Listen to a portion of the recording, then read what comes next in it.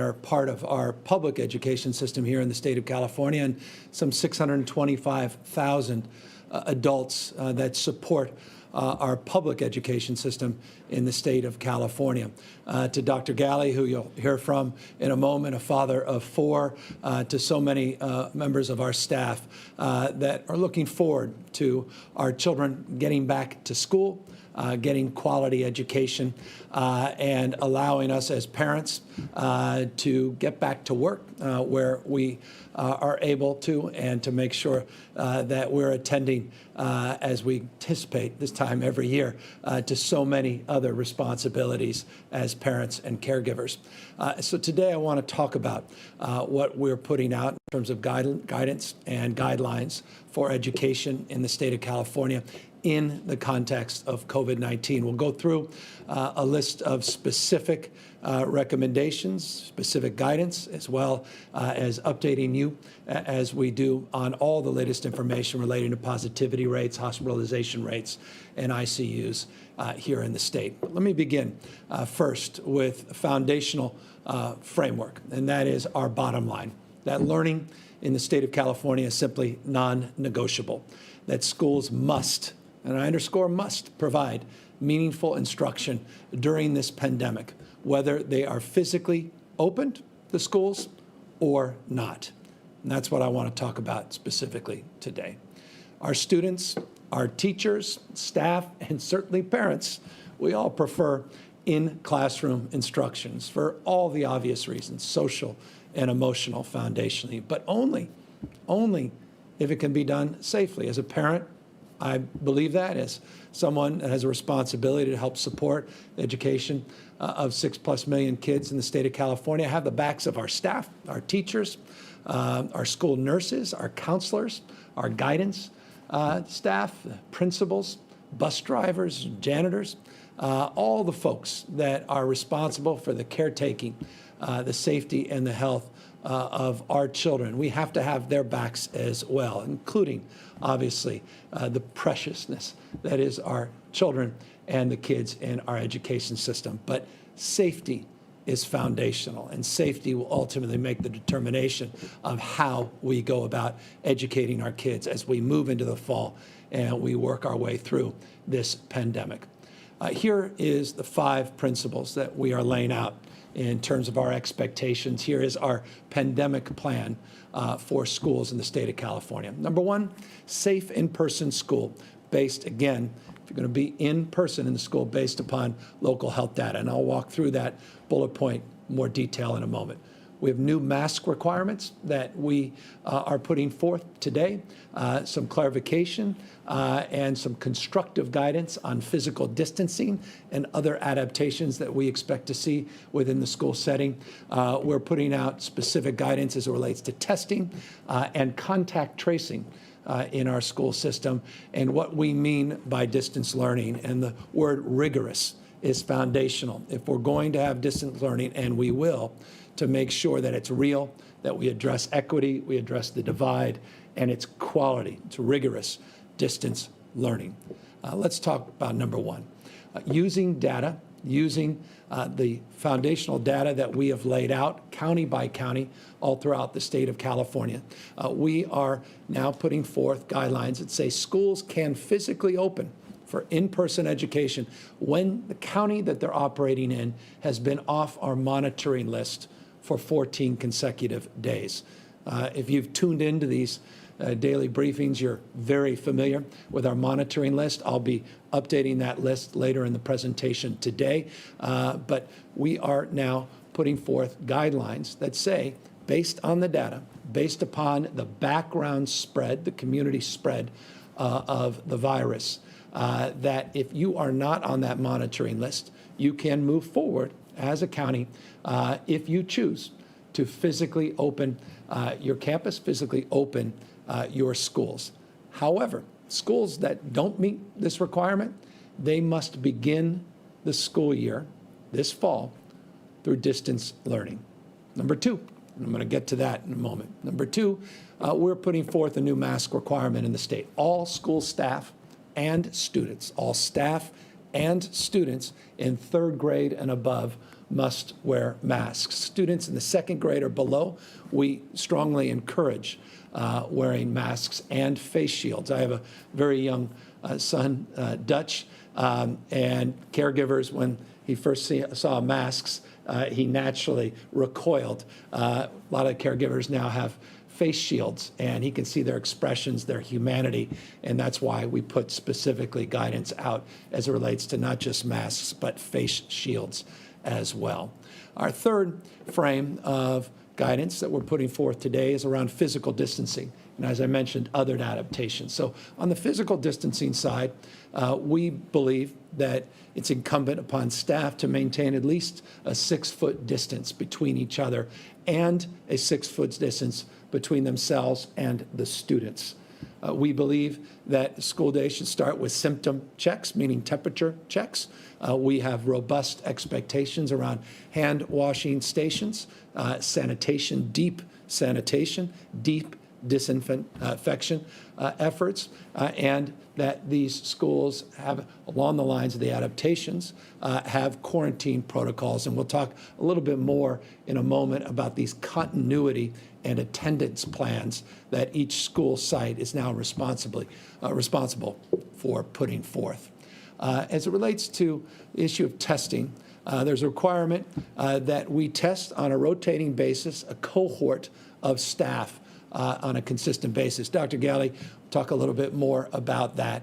And in turn, we are bringing to the school system the benefit and support of the 10,000+ contact tracers that we have trained here in the state of California in partnership with UCSF and UCLA with a backbone and a database that now has organized a collective. We want to turn our contact tracing where we think it become very effective in these school environments, could be very effective in mitigating the spread and trying to understand exactly where and how the spread had advanced, and allow us obviously to isolate and quarantine cohorts of not only children but staff as it relates to mitigating that spread further. As it relates to distance learning, as I said, rigorous. Access to devices is one thing, and connectivity, it's foundational. And in a moment, I'll talk about the money we have put up to allow for districts to purchase new devices to get the kind of connectivity that our students need and deserve to address this yawning gap as it relates to the digital divide. We want daily live interaction with teachers and other students. Students connecting peer-to-peer with other students, teachers connecting daily on an interactive frame to advance our distance learning efforts. Remember, we had a lot of experience that came through the spring this year. We reviewed a lot of the fits and starts related to quality, access issues, points of consideration and concern, shared a lot of those best practices. No one is going to deny that based upon the early orders to start to close schools at the local level, that some of it worked more effectively in certain parts of the state than others. Clearly, we have work to do to make sure that we are doing rigorous distance learning, but this is the predicate, the foundation. These are the expectations that we have, minimum expectations in terms of quality, engagement, connectivity, and access to the devices that are foundational in terms of providing for quality distance learning. We also want to create a challenging environment where assignments are equivalent in terms of what you would otherwise get in an in-person class setting. I'm not naive, and again, we stipulate, that second slide I showed, that staff, that teachers, that parents prefer the socio-emotional learning of in-class education. That is a default, that's our bias, but under the circumstances with the spread of this virus, and I'll get to that spread in a moment as an explanation again as to why at this moment we're putting out this recommendation, that we want to do our best to create some sense of equivalency with the obvious constraints that is distance learning. We also want to make sure that we are always mindful of our students that are homeless, our students that are foster care kids are in the system, kids with English as second language and those with learning disabilities, those that have special needs and the like. Look, that foundation was laid rather, with the legislature and strong support we received from the legislature when we put forth a package on equity that was approved. That package includes $5.3 billion to deal with learning loss that was associated with some of the closures last year, and a very, very focused and intentional effort to meet the needs of those, again, that fall into those categories of special needs in our system. So $5.3 billion was put in additional funding to prioritize the issue of equity. So it's not just a throwaway line. It's not just a catch-phrase. It's not just something we put out to promote a point of view, but we're substantively putting real resources and heft into advancing that point of view as well. So the question a lot of people are asked, or rather begin to ask, is, all right, once our school is open, what happens if the spread goes into the classroom setting or in a district setting, or if the spread continues in the county unabated? And so this slide puts forth some criteria that we are setting forth. Again, these are brackets. And within these brackets, we'll work through with the county and all the local conditions and recognizing the nuances and the gray areas that are part of a system as large as ours, over 1,000 school districts here in the state of California, in addition to all of these county superintendents and all of these local districts and cities and counties and all the jurisdictional criteria. It makes this, unlike any other state in terms of size and scope, challenging. But nonetheless, here's the minimum expectation in terms of expectation to consult with public health officers first if a classroom cohort has to go home because there's a confirmed case. If a school goes home with multiple cohorts that have cases, or we stipulate 5% of the school, local school, not district, local school is positive, then it would trigger criteria to consider closing, or mandate rather, the closure of that school site. However, one school does not make a district.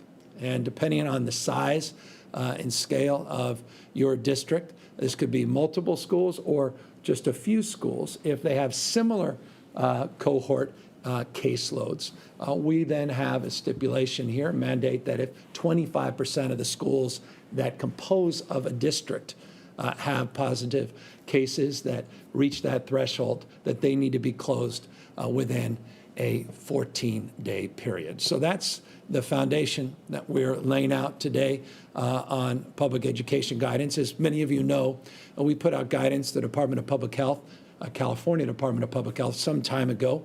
There's a lot of local guidance. You have CDE, which is the California Department of Education, that put out guidance as well. The purpose of today is to try to lean in from a health and data perspective in terms of our expectations, public and private schools in the state of California, expectations, mandates with the flexibility that recognizes each part of the state is unique. Each part of the state is distinctive. Some counties are on the monitoring list for a good reason. Others are not for an equally good reason because they're not seeing the outbreak and as a consequence are able to do the in-person education. But even those that are currently on the monitoring list, we hope and expect as we mitigate the spread of this disease, they'll fall off that monitoring list, and we've created the parameters and guidelines over a 14-day stabilization period to then reopen those schools and allow that as an option to local education entities in partnership and counsel with public health officials to make that determination as to what is best for their children and those that support our children. Remember, public education, education broadly, is absolutely about our kids, but we cannot deny the fact that we have hundreds of thousands of adults that are responsible to taking care and educating our kids as well, and their health has to be considered as well. And I just offer that as a parent, but as someone who has reverence for our principals, for our teachers, for our janitors, for our bus drivers and others. And I am entrusted to be accountable and responsible to their health as well as the health of my children and your children and our children, our future. So that's the framework that we're putting out today on education. Of course, I'll happily answer any questions. And we have the head of the California Board of Education, Linda Darling Hammond's also available on the line for those of you who wish to ask her any questions. And our not only head of Health and Human Services, Dr. Galley, but pediatrician himself is available for questions. I could talk a little bit more about his own personal experience with 4 young children he has as well and his expectations moving forward. But first, I want to just quickly run through what I began with, or end with what I began with. Again, that learning remains non-negotiable, but neither is the safety of all of our cohorts of support staff as well as our children. Here are today's numbers. You become familiar with the 7-day average, which to me is even more important than the episodic rise and fall of a single-day number of case counts as it relates to total number of cases that are positive. By the way, we tested 129,000 people on July 16th. You'll see the number, 9,986 individuals tested positive for COVID-19. That 7-day average at 8,838. You'll see the positivity rate has gone actually down modestly, 7.4%. The 7-day positivity rate actually is lower than the 14-day positivity rate. Our current California positivity rate over a 7-day period is 7.1%. The slide you see here represents a 14-day period at 7.4%. We're averaging now 124,000 tests on a daily basis. We have blown past that goal of 80,000. We've reconstituted earlier this week. You heard from Dr. Galley, reconstituted our testing task force. I want to make this crystal clear. Our goal is to increase testing in the state of California, but do so with a different intensity of focus, which Dr. Galley laid out on Tuesday. But I want to see those numbers, those average daily test numbers, continue to climb. They are continuing to climb. This is the largest 7-day average number of daily tests that we've ever put forth. And I'll just remind you, it wasn't that long ago, 100 or so days ago, we're averaging 2,000 tests a day, now over 124,000 tests a day.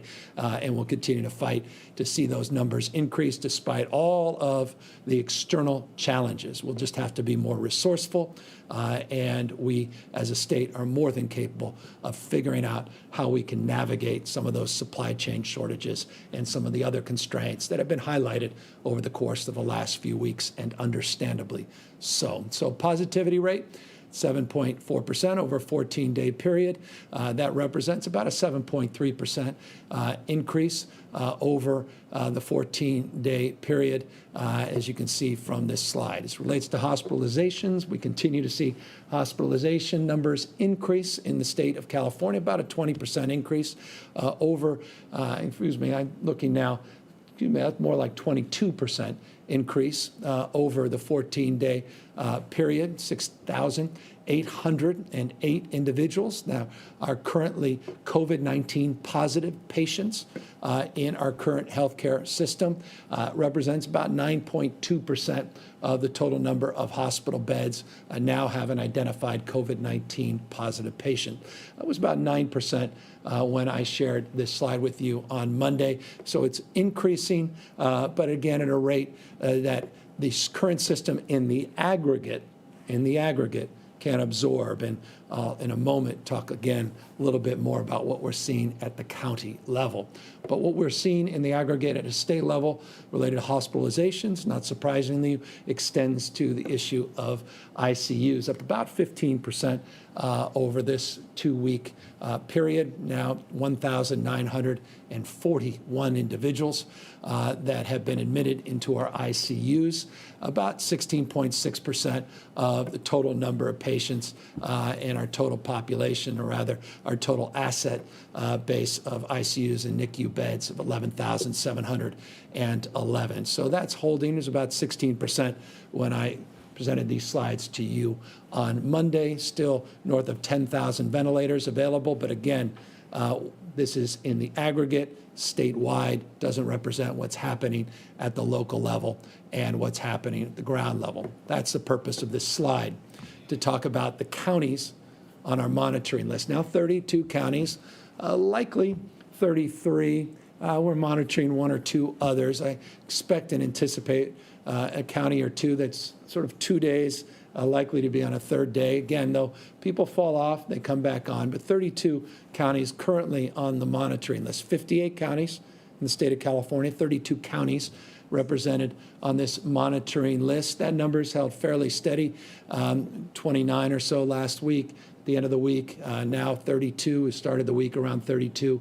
People coming on, people coming off. But these are the counties of most concern. Now, if I broke this down in Stanislaus County and broke it down in Imperial County, what's happening in Tulare County, you'll see a higher utilization in those three counties specifically of ventilators. You'll see other parts of the state like Napa and others that don't necessarily have a lot of remaining ICU capacity within their counties. That's a cause of concern, but please consider that the concern is not unnoticed in terms of our pandemic planning, in terms of our strategy to engage at a regional basis, our healthcare delivery system, our hospital system that absorbs patients from outside of counties into other counties. So while it's understandable that some of these things generate screaming headlines, it also, I think, should be contextualized that there are smaller jurisdictions that don't have a lot of capacity. Just a few patients in the ICU will fill up their ICU capacity, but that doesn't mean we're not attending to the needs of those patients. Quite the contrary, that's part of a larger regional approach. So the counties matter, regions, multiple counties also are points of consideration. The Central Valley, we're starting to see an increase in the spread. Southern California continues to remain stubborn in terms of the spread, but you'll see counties on that list increasingly going further and further north of the Bay Area, and you'll see a number of those represented on this slide that came on over the course of the last week or two, reinforcing that no part of our state is immune from the transmission of this virus, and that's why it remains incumbent upon all of us to wear a mask, the most significant non-pharmaceutical intervention that you have at your disposal.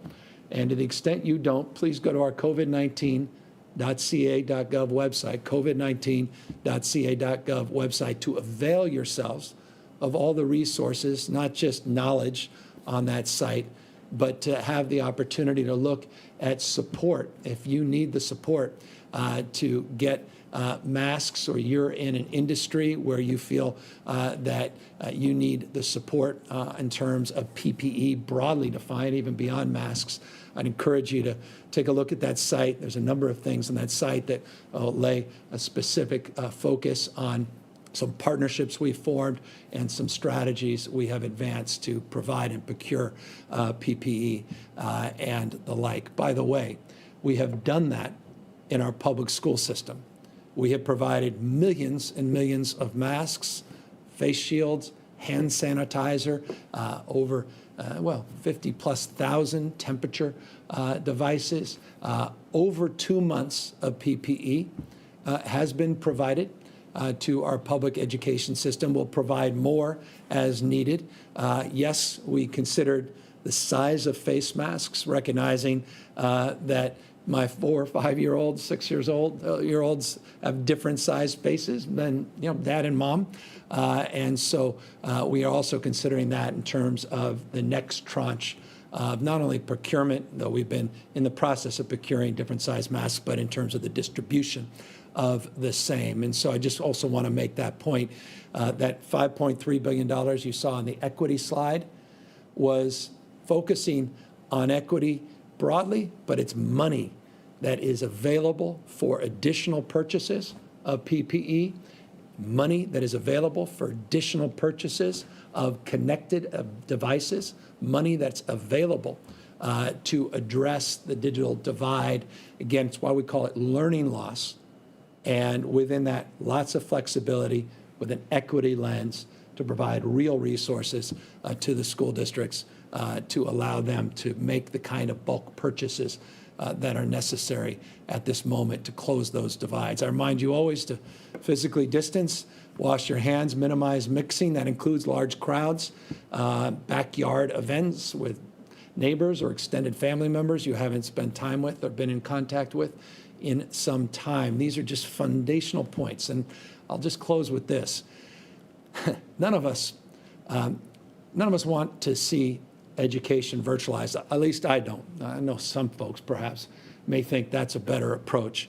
I believe profoundly in the power of individuals and the cohort and the connectiveness of being engaged with others and learning to develop yourselves, not just intellectually, but emotionally, and maturing in ways where I respectfully submit is difficult when you're doing it online.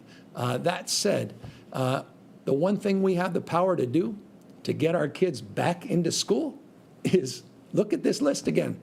Wear a mask, physically distance, wash your hands, minimize the mixing. The more we do on this list, and we do it at scale, the quicker all those counties are going to come off that monitoring list. We're going to mitigate the spread of this virus, and those kids are back in school. So if that's your top priority, it's certainly mine, then it's incumbent upon us to practice not just what some of us preach, but to practice what we preach as individuals that desire to see our kids go back, to model the behavior that we know can mitigate the spread, model the behavior that can actually extinguish this virus. I saw one study, I don't even want to get into the details, but if every American wore a mask in just a number of weeks, we'll have dramatically bent the curve. I don't know that that's too much to ask, though I recognize these are not the most comfortable things and often attractive things to wear. But what's more unattractive, what's more uncomfortable is not taking care of the needs of our small business and our most precious resource, our children. And that's why this list and your individual acts can make a profound impact and move us in a much more expedited manner towards our ultimate goal of getting every one of our kids back in the classroom, getting every one of our small businesses up and running again, and getting us back to a semblance of normalcy that all of us desperately look forward to, long for, and will once again enjoy if, again, we attend to these basic and foundational and fundamental principles. So with that, I always encourage you to learn more and go to that covid19.ca.gov website. And I encourage you to go to that website to learn more about these continuity plans that are also required in our public education system. We call them local continuity attendance plans. In the vernacular that's well known in the education system, we talk about LCAP plans. We are now adopting those in a COVID-19 environment to consider the spread and consider this disease and its spread in light of some of those local plans. Those have to go up on, made public and go up on site where you have, as a parent, as someone who cares about this issue, you have access to that information. A lot of that information, again, always being aggregated on our covid19.ca.gov website. So again, we have Dr. Galley, a dad, a pediatrician, who's available for any questions. We have Linda Darlene Hammond, and if you don't know her as in her formal role, she's also one of our nation's leading educational experts. The reason she was appointed to this position, we're blessed to have her. She's also available to answer any questions. And then you have a governor with 4 kids who is also available to answer any questions. Ricardo Cano, Cal Matters. Thank you, Governor. There seems to be some skepticism from parents and students over the quality of distance learning that they're going to receive just given the way things played out in the spring. The budget you signed includes new standards, but doesn't spell out requirements for live synchronous instruction that parents and academics feel is an important part of distance learning. My question is, how much live instruction do you feel schools should be offering students this fall, and what recourse will parents and students have if they're not receiving the quality instruction from their schools laid out under your budget? Well, we stipulated $5.3 billion in terms of statutory language and expectation that certain conditions will be met as it relates to rigorous online and distance learning. So we laid those out in very specific terms here today in terms of the slide that I put up. Let me put that slide now back up because it will will answer your question more specificity. You'll see our fifth bullet point, rigorous distance learning. This is about having a requirement to have access to devices and connectivity for all of our kids. You may be aware, and I'm really proud, my wife has been working overtime to try to get philanthropy engaged and to get support to get devices donated and to have Wi-Fi hotspots and connectivity beyond even Wi-Fi in our public schools. I thank Tony Thurman for his leadership in this space as well, Linda Darling-Hammond. They all worked collaboratively together. I made an announcement a number of months ago how Google really led in this space. We found 100,000 hotspots that we did advanced in partnership with them, Microsoft, Amazon, others. Verizon came in providing $10 a month per household plans. A lot of people still can't afford that, but it's a cohort of support, an example of where philanthropy, even government is coming in, or business rather, is coming in. We have a lot more work to do there. We were able to get Chromebooks and laptops. We were able to get tens of thousands, over 70,000. We announced a few months back. Tens of thousands more have come in. The CPUC, I had made an announcement on this a few months ago. It goes to your question. It's worth repeating today. The CPUC has been doing much more targeted mapping of areas where connectivity is not robust and it's not optimal.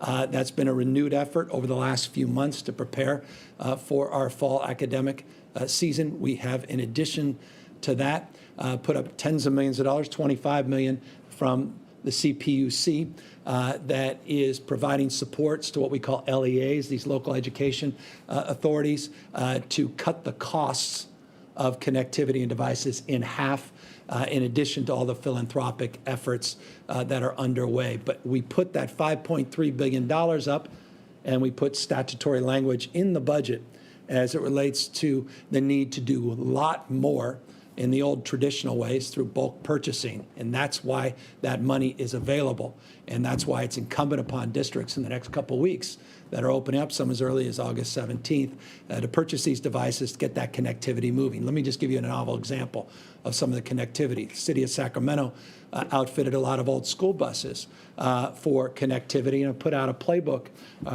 for other parts of the state to consider a possibility of mobile connectivity as well. It's just an example of some of the work that's being done, some of the innovation that deserves some recognition. It's not a solution at scale, but it gives you a sense of what's been going on and what we intend to advance. Daily live interaction. You're absolutely right. The spirit of your question, as a parent, I agree with the spirit of your question. I want to see that interaction with teachers. I want to see that interaction with students. And I also want to see it rigorous. I want to see it challenging. I don't want to see it passive. I don't want to see it disjointed. So we deal with equity. We deal with connectivity. We deal with quality.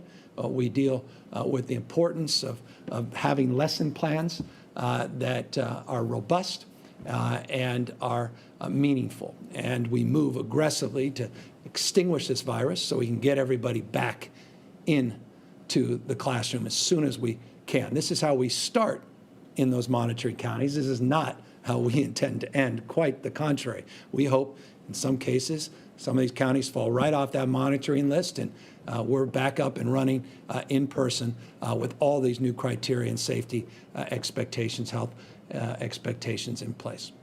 John Myers, LA Times. Hi, Governor. I'm hoping you can give me a little bit of information about your thinking on this question. When you talked to the press on Monday, a couple of reporters asked you about additional statewide efforts or statewide clarity, and you seemed to suggest at the time that there was enough out there already. But clearly things have changed in your thinking, so I'm just curious, what's changed between then and now, I should say? Did you see data from some of the local communities that gave you pause? Did you see maybe the suggestions of other school districts that have already moved to this? What changed? What was the moment that made you think you needed to do more from the state? That was about 10 days ago, so forgive me for leaving you with that impression on Monday. It certainly was not my intention, quite the contrary. We've been planning to make this announcement for some time. We've been working very collaboratively with all of our partners across the spectrum. John, you know well the spectrum of educational leaders, counsel and advice that we've received from them, but also working with local health officials. So I previewed that on Monday with the expectation that we'd be rolling out this plan with a little bit more nuance and detail. And so we're just moving in that direction as we intended, and we're very, very pleased and grateful for the incredible counsel and advice that we've received from so many stakeholders. Politico.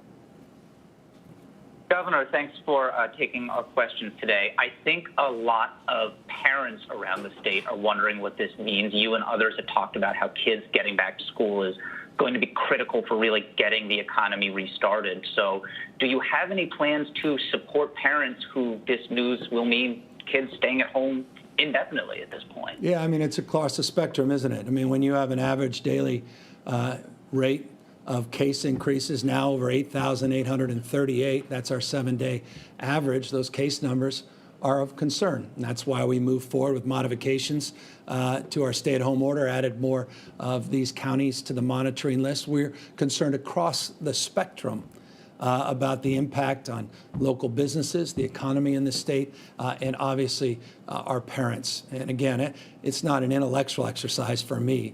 It's quite personal, as it is for so many people watching. I don't need to belabor that point, except to say that I bring that personal experience to bear as it relates to the conversations we're having. Dr. Galley certainly does as a pediatrician and as a parent of 4. And of course, with our partnership at CDE and our partnerships with the state board, we have been very sober in terms of how we've engaged in this conversation because, yes, our default, and I made that clear in that first slide, our default is in person, but we have to do it in a safe way, and we have to do it in a way that can guarantee the health of not just our kids, but also those that are entrusted with their care. And based upon the spread, based upon the increased spread of this virus just over the course of the last number of weeks, and the fact that we haven't been able to yet, and we will, bend that curve to the degree that we must,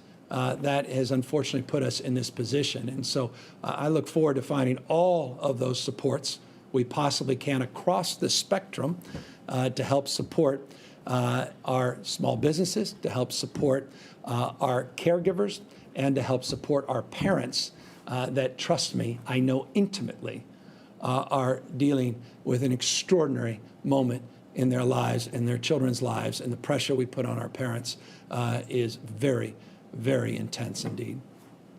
Hannah Wiley, SAC-B.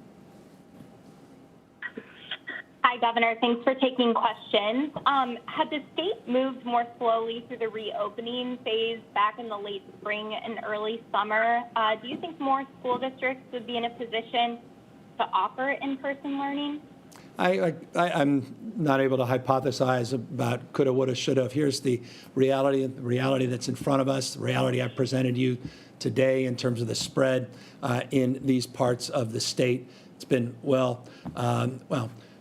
I think many people have recognized that we are still going through the first wave of this pandemic. We're not out of the first wave.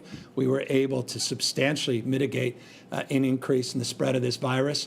We extended that mitigation for a period of time where ICUs and hospitalizations held steady. And as we started to open up sectors of our economy, region by region, we are where we are. And now we are trying to tackle that in a very judicious way. We made some modifications last week, earlier in this week, and will continue to be open argument interested in evidence, looking at the data, looking at the conditions as they present themselves in diverse parts of the state, and making subsequent recommendations. John Woolfolk, Mercury News. Hi, Governor. Can you just clarify, this is a order or a recommendation, and can you clarify this is public as well as private schools, or just public schools, and does it affect universities? Yeah, public, private, university guidelines we are working on. Basically done. I'm socializing between us with the new incoming president of the UC system that's now transferring over. I want to make sure I don't put anything out as he's about to come on board, but we've been working overtime for our CSUs and UCs, community colleges, very, very collaboratively, and so that guideline will be coming out very shortly. As it relates to your question about public, private, it includes public and private, and yes, as it relates to the stipulations that we put forth in our budget for public education, the criteria and the statutory language, the hold harmless agreements, and other relevant information that was put forth, adopted by the legislature and signed by me, it puts this in the form of a mandate in our public education system. Dustin Gardner, SF Chronicle. Thank you, Governor. With respect to the testing requirement, how is the state going to ensure there's enough capacity for hundreds of thousands of educators to get tested every other month? How do you pay for that, and how do you make sure there's the capacity? Well, as you may know, earlier this week on Tuesday, Dr. Galley put forth a new testing plan, new testing strategy, announced new co-directors of our testing task force that specifically answered the question of how we're prioritizing, what we're prioritizing, and today we reinforced that priority. He referenced during that presentation on Tuesday the expectation that health plans will start picking up the costs as they're required to do, but with different language we put forth than the federal guidelines to require those plans to reimburse and to provide for those tests.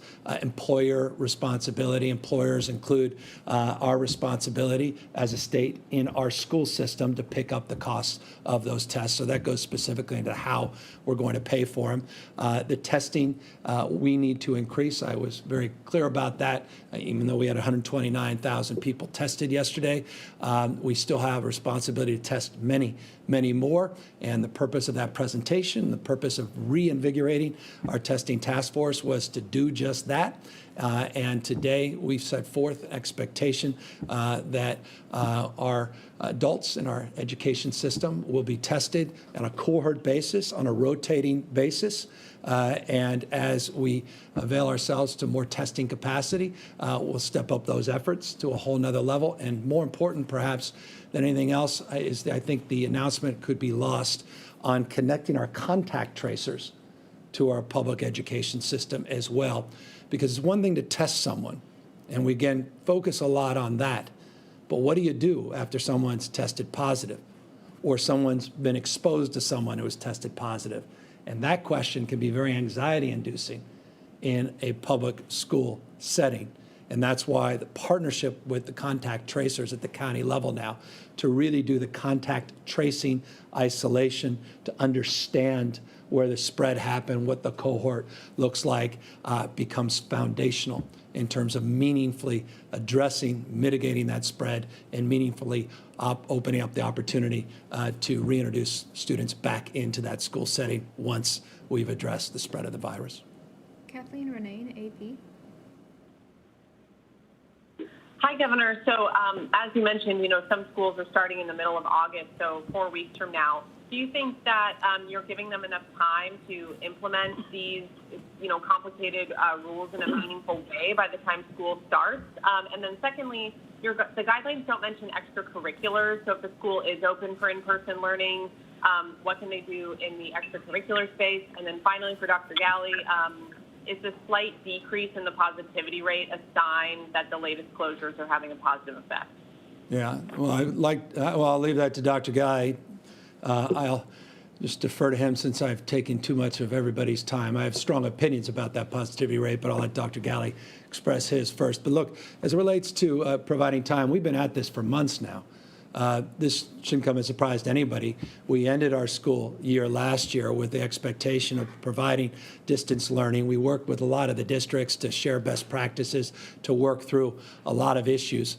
So this is not sprung on people. This is not a shock just a few weeks before the school year. Now, the expectation that we're doing in all the monitoring counties obviously renews a sense of focus as it relates to distance learning, but the frame around distance learning broadly has been socialized over the course of many, many months here in the state of California, exampled by the work we did at the end of the year last year to provide more devices, to provide more points of connectivity, and also exampled, and I think you can appreciate this, by the fact that some of our state's largest school districts have already moved forward to distance learning, and the fact is many others followed suit in the last few days.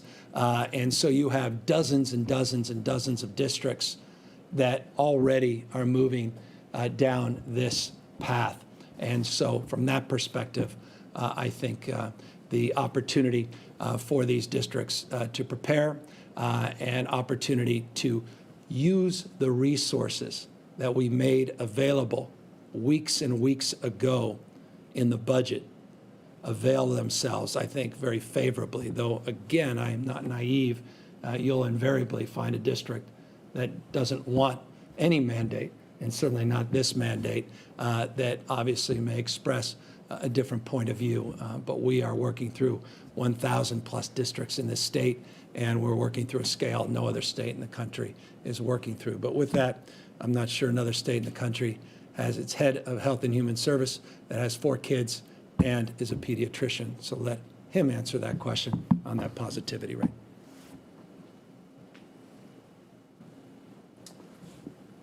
Thank you, Governor. Kathleen, thanks for the question on test positivity. Of course, it's encouraging to see it begin to stabilize, but we will see. I think we're doing a lot more testing. We know that we're seeing more transmission as evidenced by the increased number of cases over a 7-day average. But certainly one of the first signs is that we start to see more of our tests come back negative and that positivity rate come down. So as we do every day, we're going to keep watching it very closely, take it in context of some of the increased challenges of getting test results back because of the large number of tests being done across the nation. So yes, it's encouraging, but we're going to watch it closely, and we're prepared for whatever we see tomorrow and over the trends. So we continue to push out testing, try to get it to the places where we know we're seeing cases increased in those communities where it's vital and important, and we'll be keeping up on the updates, and as soon as we feel confident in that trend and we see other numbers start to stabilize, we'll credit some of the moves we made over the last few weeks to those. And this is that time that, given it's been about 3-4 weeks since we first started to make moves, the governor with his finger on the dimmer, moving it down a little bit. So we're right in that time period where we may see some of the changes and the benefits of those. So with all of you, we'll watch it closely and see where we are over the weekend and early next week. And just to reinforce for folks, the positivity rate on the 7-day when we announced it on Monday was about 7.7%, 7.1 today. But I've got to just say, it's a point of caution. Those positivity numbers can fluctuate significantly in the 7-day averages. And so we may be at a completely different place on Monday. And so, again, some of these data points, even these short-term trends, I want to caution folks. But nonetheless, I want to thank everybody for their indulgence and their personal responsibility over the course of the last few weeks in allowing us to move forward at this next level to mitigate the spread of this virus. CRA News.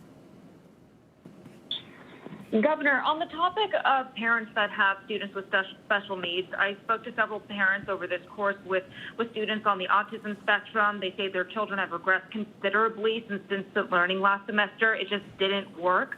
With less than 2 weeks for some of these districts, I understand there's additional funding, but realistically, how quickly is that going to be divvied up, and what additional services will be offered in terms of interaction for students with special needs? Yeah, no one, and I mean no one better positioned than the champion of special education reform, Linda Darlene Hammond, who's on the line. Linda can answer that question more effectively than perhaps anyone. And so let me ask Linda to answer that question, and I'll fill in wherever she leaves off. Linda? Thanks very much for that question. And, we're very concerned about meeting the needs of the full range of students. All of the districts have been aware that they need to have capacity for distance learning and begin to adapt what they're doing for students with special needs. We will have standards and guidance, further standards and guidance coming out over the coming week. But in the meanwhile, a lot of the districts and county offices have been developing resources, many of them targeted for students with special education needs, curriculum, and plans for how teachers will be able to do one-on-one as well as small group instruction, whether it's in person or online. There's been a lot of training happening this summer, and many teachers are learning how to, both getting the time put in their schedule and learning how to use the breakout room in Zoom so that a small group can meet with them, including students who need one-on-one attention. The paraprofessionals sometimes can be one-on-one in that Zoom breakout room and in other contexts to work directly with students in the ways that they need to receive services.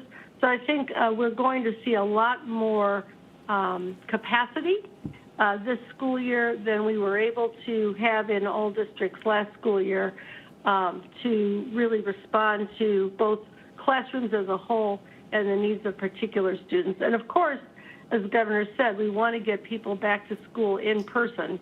And the guidelines not only say who can't open school, but who can.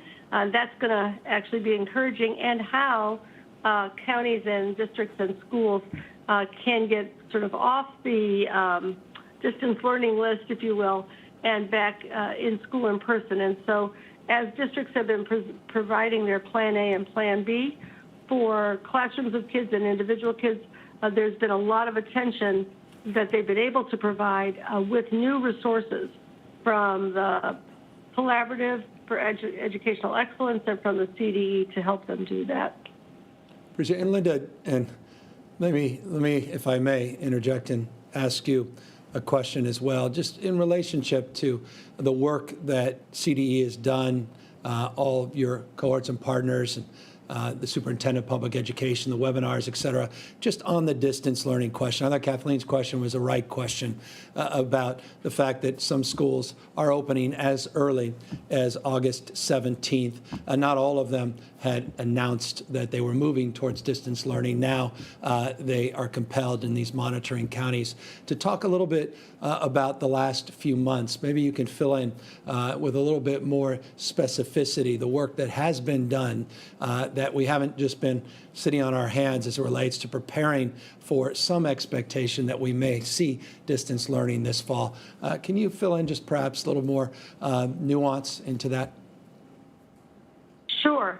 The CDE, the California Department of Education, has been offering both a wide variety of resources, including curriculum resources, instructional resources, and webinars to educators, both around, general instruction in distance learning and best practices, but also specific for English learners, for students with disabilities. Our Center for Collaboration and Excellence in Education, the CCEE, has also been working very closely with county superintendents who then work with their district superintendents. A number of them have created entire curricula that are now available for districts that didn't have a pathway to a continuity plan for instruction earlier. and have been holding up best practices, including for students with disabilities, in ways that have been traveling across the state at a very rapid clip. We do have an infrastructure where the county offices work directly with the districts in their counties, and they're getting a lot of support from both of those agencies at the state level. And they also then are in touch at the county level with county public health providers and health departments, so that the toggling that we're going to need to do between the safe environment for learning and the method by which the learning will be enabled can be done in a much more coherent way than we were able to do in the spring. Remember, in the spring when we first closed schools, a lot of people thought it would be 2 weeks. So they were just providing some, supplementary resources. Some districts only had instructional packets. Many of them did not have the devices and connectivity for all of the students that they needed to have to really be in touch with kids one-on-one. That synchronous instruction is now required. So we're much better positioned going into this school year in every county and district to support the needs of children than we were back in the spring. I appreciate that. Thank you, Linda. Thank you. Next question. Muzadik Bidar, CBS News.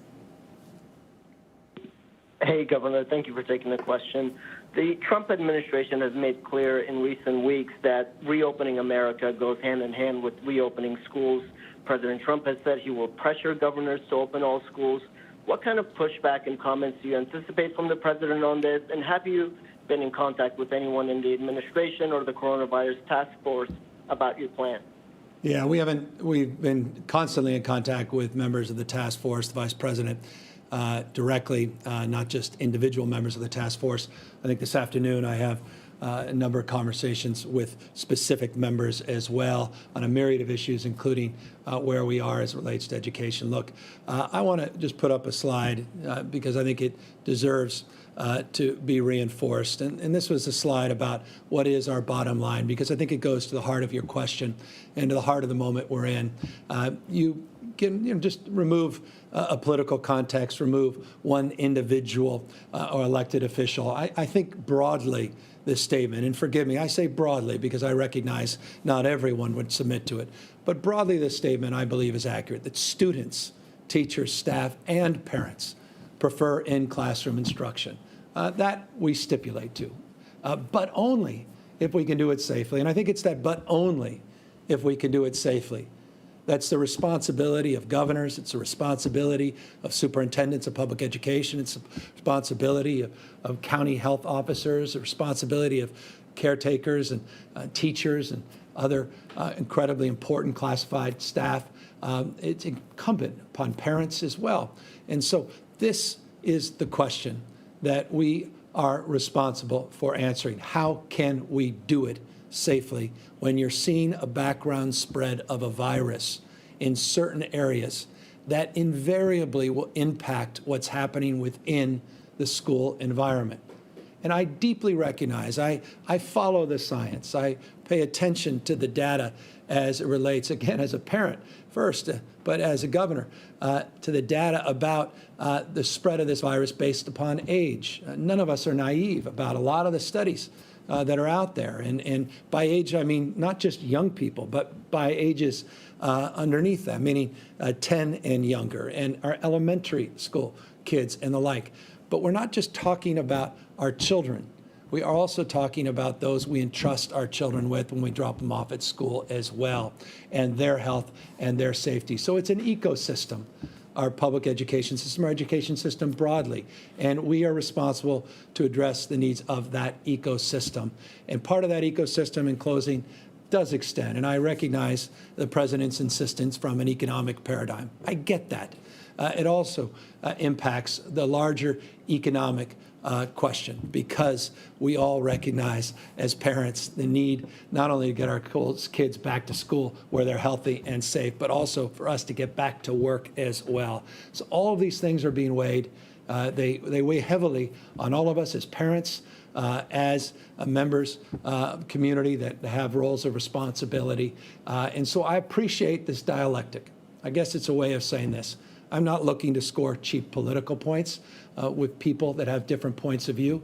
I respect and appreciate this dialectic, this conversation that we're having, and we'll continue to have it with kind of, I think, clarity of purpose and conviction to keep our kids and keep our economy moving, keep everybody safe and healthy in the right balance. And so, again, I thank all of you for the opportunity to balance perhaps some of your day with this update and your time. I want to thank questions for the questions that we received. I want to thank Linda Darling-Hammond for her just extraordinary work over the course of many, many months, not just weeks, as we organized around the announcement we're making today. Dr. Galley for all of his work, working overtime to help advance this cause, to all our education advisors, and to the superintendent of public education, Tony Thurman, for his willingness to never sacrifice for expediency, but to really focus on the medium, long-term